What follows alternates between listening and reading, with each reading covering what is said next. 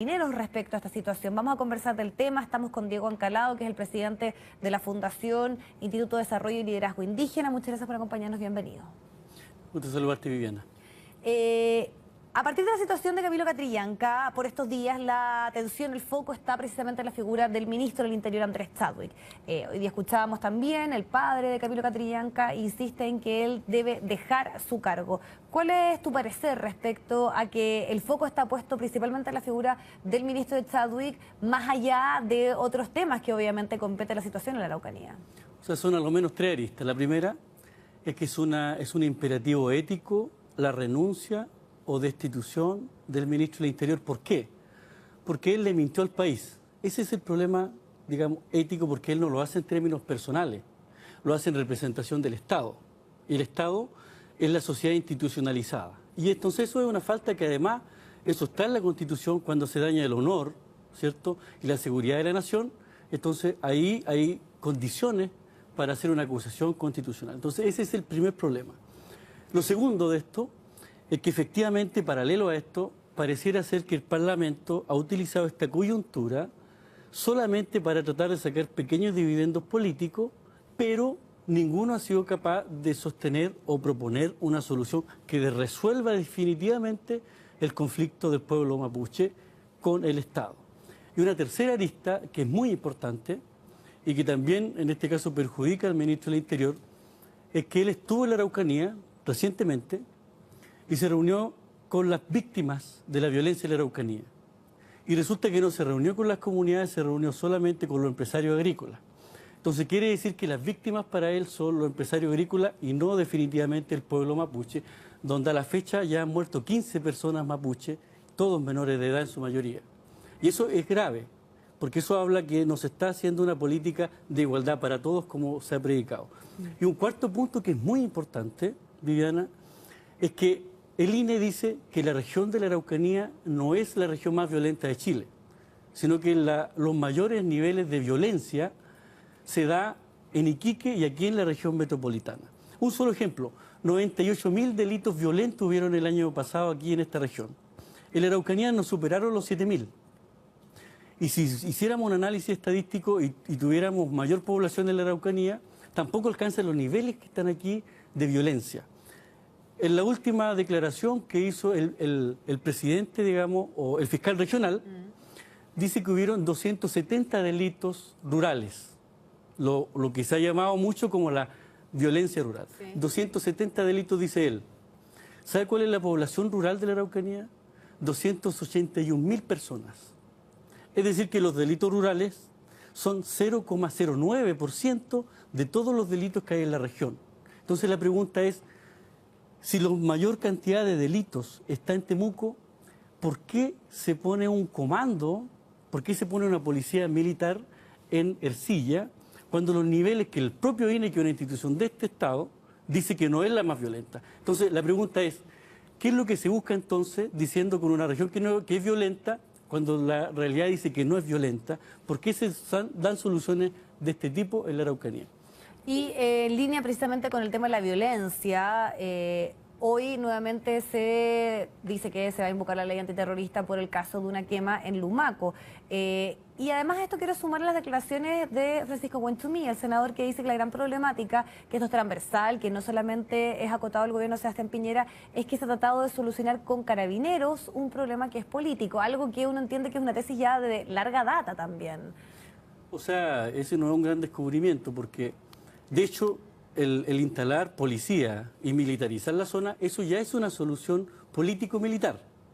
Seguramente lo que está diciendo el senador es que debe haber una solución política de derechos territoriales, de derechos colectivos en cuanto a la participación política y a la autonomía del pueblo mapuche. Tal vez él quería referirse a eso, pero la política del Estado, por eso que no es una sorpresa, porque todos los gobiernos desde la vuelta a la democracia a la fecha han cometido errores con el pueblo mapuche. En el gobierno de Lagos mataron a 2 personas mapuche.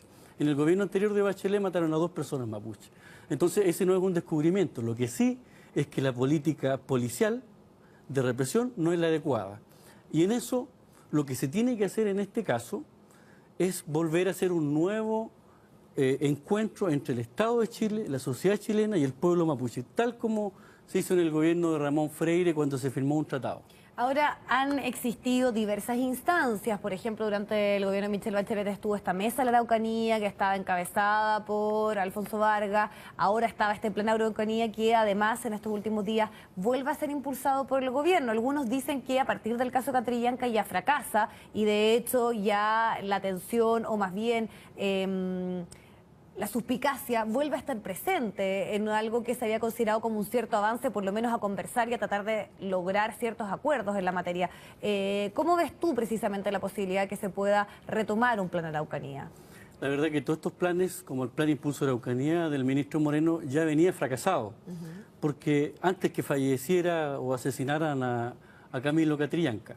¿Por qué? Porque el problema fundamental de la política indígena del Estado es que trata de transformar el problema del pueblo mapuche, que es el 10% de la población de Chile, a la Araucanía, donde en la Araucanía se encuentran 200.000 personas y de ahí lo suscribe solamente a un problema rural, que tiene dos aristas para ello. Uno de esos es la pobreza rural, para lo cual le apuntan con bonos, como el plan Araucanía, y la otra arista de la violencia lo resuelven mediante carabineros en la zona.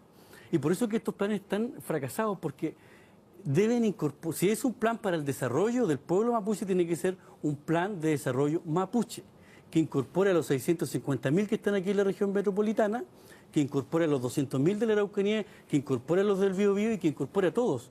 Como no hace eso el Estado, trata de reducir eso a un problema de pobreza y de violencia rural. Y ese es el error que ha fracasado en todas las políticas del Estado, ya sea desde Elwin a la fecha. Ahora, en estos planes, lo que de repente se avanzó y se sentía que existía un cierto consenso era, por ejemplo, en una ley de cuotas de representación parlamentaria de los pueblos originarios en nuestro país. Ahí también siempre ha estado el debate por la autonomía, pero muchas veces uno se pregunta cuál es el gran tema que está acá de fondo, que no ha logrado que existan ciertos consensos, ciertos acercamientos, o cuando se han dado esto, finalmente terminan diluyéndose. A tu parecer, ¿cuál es el problema más urgente para poder avanzar en una relación entre el Estado chileno y los pueblos originarios y en particular con los mapuches? Bueno, para la primera pregunta, la propuesta que hizo el ministro Moreno es de cuotas parlamentarias, es decir, que los partidos políticos pusieran personas de origen mapuche para que los partidos políticos lleven candidatos y para eso los partidos recibían más plata del Estado. No una representación directa, que también es lo que siempre se ha exigido y también se ha puesto en el debate. Claro, entonces no hay personas mapuches que quieran respaldar a los partidos. Lo que pasa en el caso de las mujeres, que en algún momento buscó precisamente tener una mayor representación en el Congreso. Es lo mismo, pero para el mundo indígena, lo que se transforma en un negocio de los partidos al final. Entonces, yo estuve ahora en Nueva Zelanda y en Nueva Zelanda crearon un registro electoral maorí, indígena, con 4 cupos parlamentarios y después aumentaron a 5. Entonces ahí los maoríes se elegían entre ellos mismos. Esto ha funcionado en Nueva Zelanda y esto debería funcionar también en Chile. Entonces, desde cuotas parlamentarias la propuesta tiene que ser un registro electoral indígena y cuotas en el Parlamento. Eso es para la solución política, Estado, ¿Y pueblo eso mapuche. nunca ha existido una propuesta en concreta? Porque yo me acuerdo además también que hubo en algún momento un grupo de parlamentarios transversalmente desde el punto de vista político que precisamente estaban queriendo avanzar en esa propuesta. Sí, se presentó esto mucho antes, en el gobierno de Elwin se presentó una propuesta de registro electoral indígena. Bachelet lo presentó anteriormente, pero hoy día en este gobierno no hay una propuesta con esa claridad. Es una propuesta confusa. Pero y lo otro que está de fondo es que las tierras que reclama el pueblo mapuche, según un informe que salió de la Comisión de Verdad Histórica y Nuevo Trato, de Patricio Elwin, hay 132 títulos de merced que hoy día se encuentran en la industria forestal y otros se encuentran en manos de empresarios agrícolas. Esos títulos de merced los entregó el propio Estado.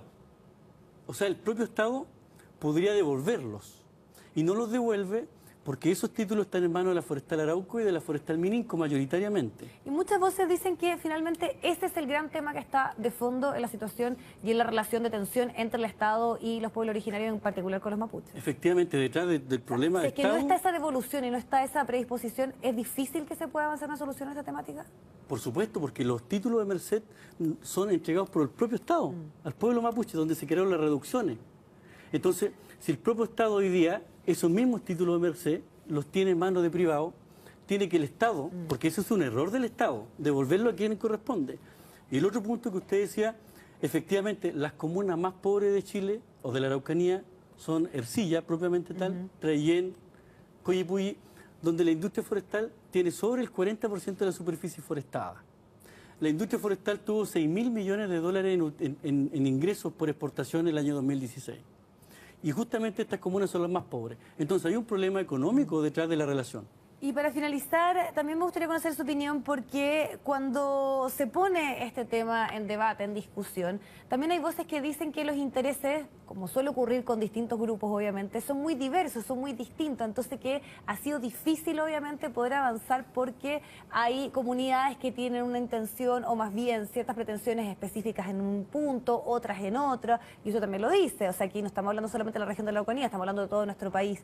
¿Existe efectivamente una interlocución o ciertos mínimos que son transversales más allá de una comunidad en particular para poder avanzar en esto? Lo que pasa es que hay una visión global y todos los problemas de territorio, de derechos lingüísticos, de derechos políticos, son un problema de Estado. Y ese enemigo común lo tenemos, o adversario común, digamos, lo tenemos perfectamente claro. Pero lo que usted dice, precisamente, esa diversidad del pueblo mapuche no es nueva. Desde que se constituyen los primeros parlamentos con España, siempre funciona en torno a clanes. Entonces, esa se utiliza como excusa de parte de los gobiernos para no hacer un diálogo amplio con todos los actores. Y generalmente las mesas de diálogo invitan a los amigos del gobierno a dialogar entre ellos mismos. Y por eso que no se resuelve el problema más transversal, porque el pueblo mapuche tiene identidades territoriales. Nache, Lafkenche, Picunche, Huilliche, Pehuenche.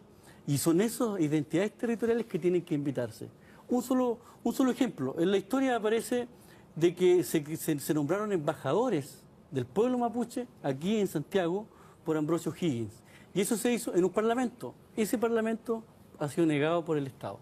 ¿Y en qué punto usted especificaría que está la relación entre el Estado chileno y el pueblo mapuche? Porque muchos dicen que puede que esta situación se agudice a partir de la situación de Camilo Catrillanca. Otros más bien consideran que hay que retomar y reimpulsar el tema del Plan Araucanía.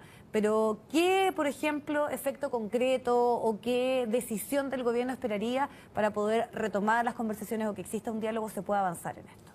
O sea, nos encontramos en una situación compleja. Pocas veces se ha dado la complejidad que tenemos hoy día, porque el interlocutor válido en este caso, que es el ministro del Interior, no es válido con los que hay que conversar. O sea, lo primero y más urgente para usted es que el ministro del Interior, Andrés Chadwick, salga. O sea, eso es lo primero, porque no es un interlocutor válido. Y además murió una persona y entonces... Y detrás de todo esto, lo que la gente común ve y lo que hace perder la fe pública en las instituciones, es que además todos saben que el ministro del Interior es el primo del presidente. Entonces eso también se ve poco serio. Entonces lo que una persona común piensa, el presidente mantiene a su primo en contra, digamos, del bien superior de la nación. El bien superior de la nación es resolver los conflictos étnicos, resolver los problemas y dialogar. Y eso no se logra. Estamos hoy día peor que cuando en el gobierno de Lago, en el gobierno de Frey estaban haciendo la central hidroeléctrica. Diego Encalado, muchísimas gracias por acompañarnos para abordar el tema. Que esté muy bien. Gracias. Tras